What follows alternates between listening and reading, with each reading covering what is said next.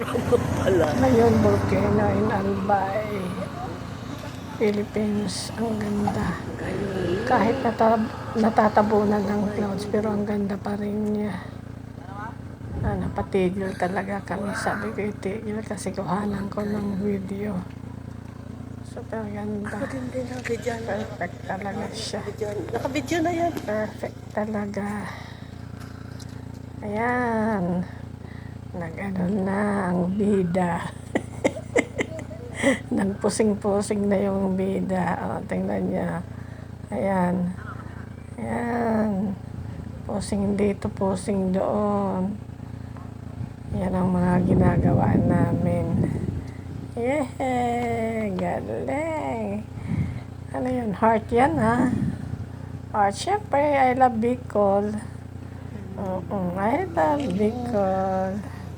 Ang ganda-ganda. Grabe. Yun. At least nakita natin yung Kaya pag pumunta kayo ng Albay, huwag niyong kalimutan yung Mayong Volcano kasi napakaganda talaga. Lalo na pag clear ang sky. Nako, kikita niya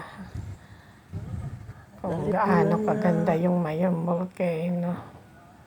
Yan, pinsan ko yan at anak ko. Ang ganda ng view talaga dito. Bagong kalsada to eh. First time ko makaraan dito sa kalsadang ito. Ay, kagayon. Yan, pusing din yung pinsan ko. Kaya lang maraming basura o tinatapunan ng basura. Dapat naman sana yung mga tumitigil dyan. Huwag ikatapon yung basura kasi para maganda tingnan. Nagayon. Oh my God. Ilagay na lang sa sasakyan yung basura.